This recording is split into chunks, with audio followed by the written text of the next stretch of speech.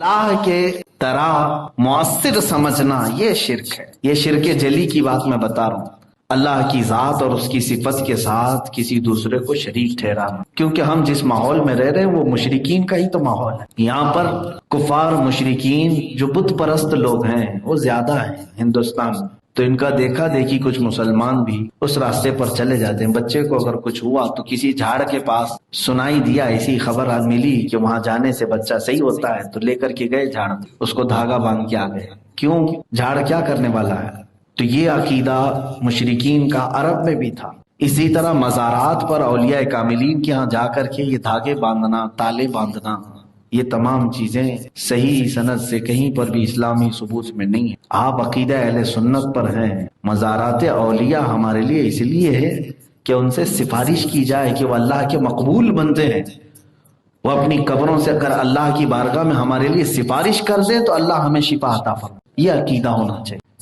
ہاں وہ مدد بھی کرتے ہیں، جو اللہ نے انہیں طاقت دیا ہے اس تصرف سے وہ مدد بھی کرتے ہیں، لیکن اللہ کے برابر نہیں.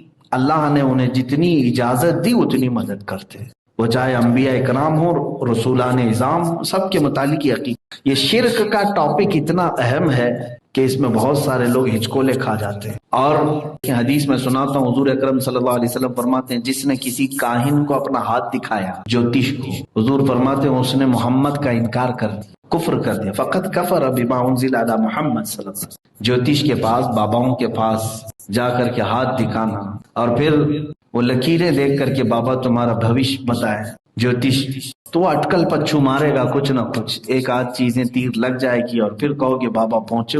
یہاں سے شرک کے راستے کھلتے ہیں. اللہ کی ذات پر توکل اور یقین نہ ہونے کے بعد بندہ اس طرح در در بھٹکتا ہے.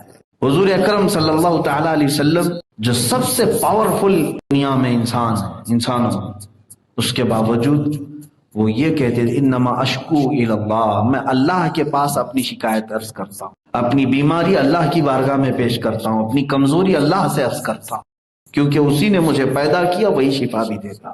ہاں کچھ چیزیں ذریعہ ہوتے ہیں، لیکن اس پر یقین کر لینا اور اصل خالق پر یقین چھوڑ دینا، یہاں سے شرک کا دروازہ کھلتا ہے. یہ کبیرہ گناہ جس لسٹ میں یہ پہلا نمبر ہے، اشراک باللہ، اللہ سے شرک کرنا. ایک بات یاد رکھو، اگر ان حالات میں موت آ گئی، معاذ اللہ رب العالمین، شرک کی موت جس میں جہنم میں ہمیشہ کے لیے اسے بھیجا جائے، فی ناری جہنم و فیہا خالدون، اللہ نے فرمایا کہ وہ جہنم کی آگ میں رہے گا اور ہمیشہ کے لیے جلے گا. کون؟ جو اللہ کے ساتھ شرک کیا.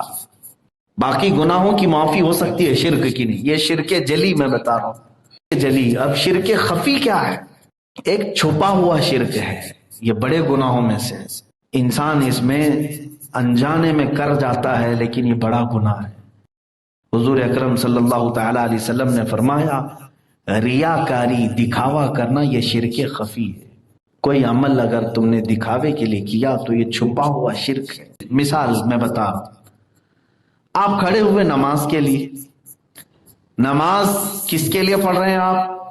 اللہ کے لیے. لیکن میرے لیے بھی اگر نیت آ گئی تمہاری کہ یہ بھی دیکھ رہے ہیں مجھ کو، کس کے ساتھ شریک کر دیا؟ یہ ہوتا ہے شرک خفی. نماز میں اگر تم نے یہ خیال کیا کہ فلاں بھی مجھے دیکھ رہا ہے تو میں اس کے لیے بھی تھوڑا سا صحیح ہو کر کے نماز پڑھ لوں، تو گویا کہ تم نے ایک عبادت میں دو لوگوں کو شریک کر لیا، ایک اللہ کو اور پھر یہ دوسرے لوگ. عزیزان گرامی، یہ ہے شرک خفی. اس کے متعلق امام ذہبی رضی اللہ تعالیٰ عنہ نے بڑے عجیب واقعات بھی لکھے ہیں کہ جو کچھ بھی عمل تم نے دکھاوے کے لیے کیا تو ایسا ہی ہے. حدیث میں ہے ریاکاری کرنے والا دکھاوے کے لیے بہت سارے اعمال کر لے، وہ قرآن پہ قرآن ختم کر لے، رکعت پہ رکعت پڑھ لے، روزے پہ روزے رکھ لے، حج پہ حج کر لے، چاہے وہ شہسوار ہو اعمال کا، لیکن وہ جس وقت لے کر جائے گا اعمال پورے اس کے منہ پر مار دیے جائیں. ریاکاری، دکھاوا عمل میں اگر آ گیا، یہ سب کو خود کو پتا چل جاتا ہے. کیسے معلوم ہوگا ریاکاری ہے یا نہیں؟ یہ تمہیں خود ہی معلوم ہو جاتا ہے کہ اگر میری عبادتوں کو دیکھ کر لوگ میری تعریف کر رہے ہیں تو گویا کہ تم نے اب تک کی عبادتیں دکھاوے کے لیے کیا. ریاکاری کیسے پتا چلے کہ تمہارے اندر ہے یا نہیں؟